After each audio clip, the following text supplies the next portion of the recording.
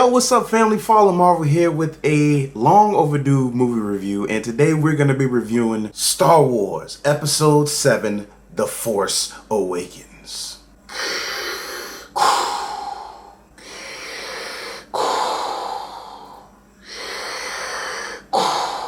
Marv, please stop that.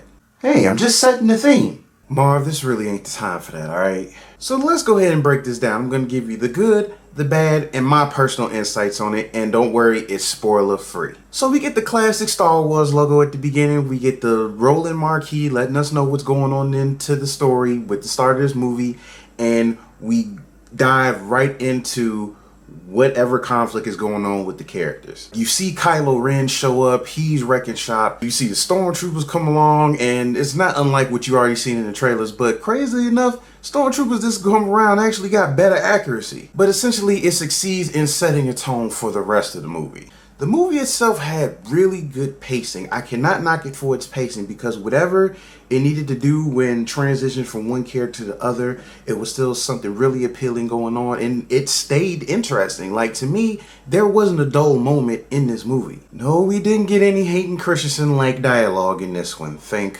God. Hey!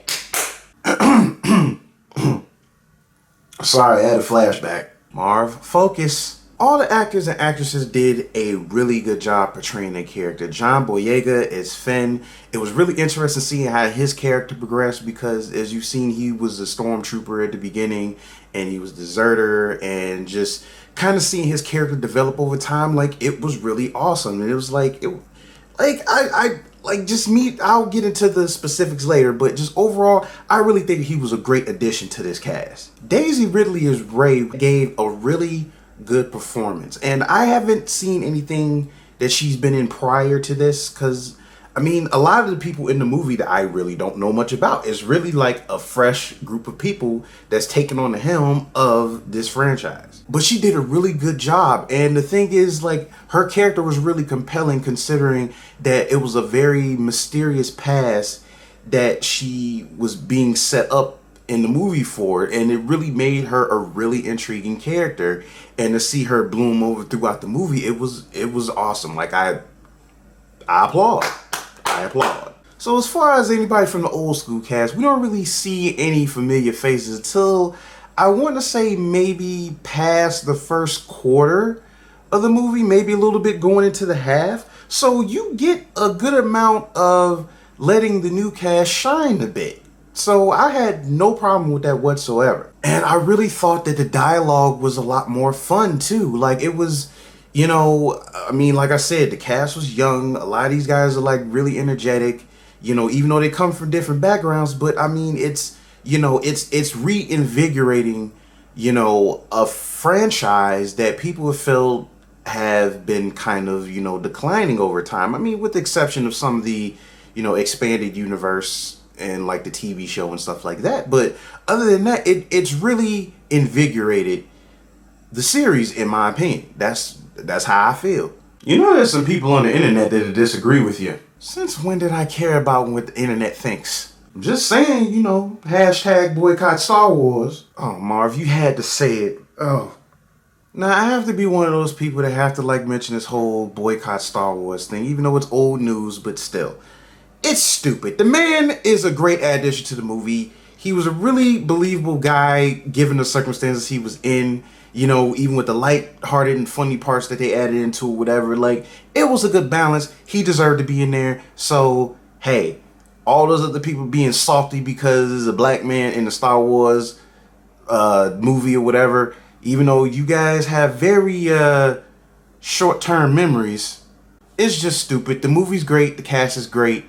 Hey, there you go. And one thing I have to commend this movie on is its appeal to the audience on an emotional level. Like, there are seriously several parts in this movie that literally just tug at your emotions, man. It's like, sheesh. Like, I remember myself watching this and kind of like almost getting to tears, just a little bit. Not fully, but it was taking me there. But not like Rue from the Hunger Games though, right? Oh God, you had to bring it up. Rue.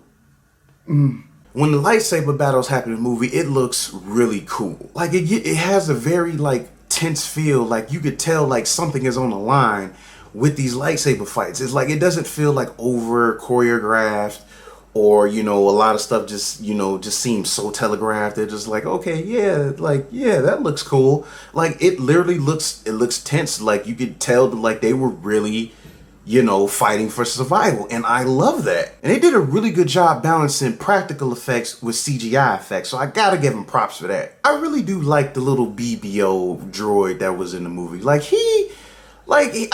see that he's supposed to be this generation's R2-D2, but I don't know. Like this little guy literally had like a lot more personality to me as far as droids go. I mean, aside from C-3PO, but I mean, C-3PO's kind of always been C-3PO. I apologize if I'm getting the name wrong, but like BBO, like he brings like a little charm. He kind of has like a Wall-E charm that he brings to this. Haha, I see what you did there, Disney.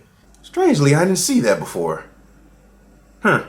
It's a lot more good than there is bad. Like, it seriously is. Although there was like one plot hole in the movie that they never fully explained, that they kind of copped out a little bit. So, I mean, that disappointed me a little bit, but I mean, hopefully that, that's something that may come into fruition a little bit later. But, hey, we'll see.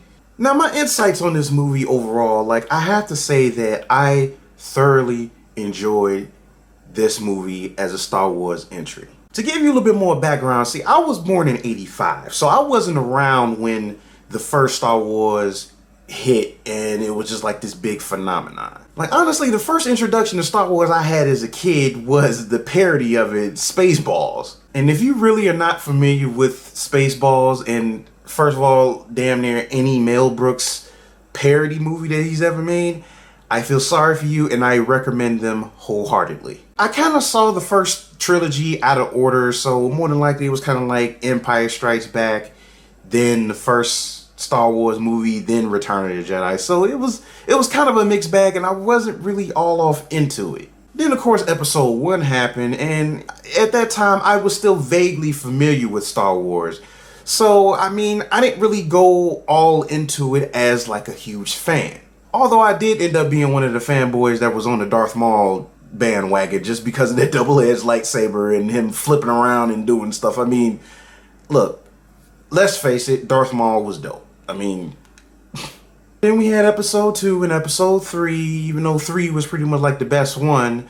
I liked 3 for the most part, but, it still wasn't enough to really make me a fan of the Star Wars franchise. So of course, over the years, I started to get familiar with the lore and researching different things online and about different characters and different Jedi fighting styles and stuff like that. And it really pulled me in, and it was like, okay, haven't really been a fan of these movies and stuff, but like I am really liking the mythos of Star Wars. Well, I guess for the better part of last decade, I started like, slowly becoming a fan over time. 2015, this is basically what the original Star Wars movie was for people back in the late 70s. This is what this is for us.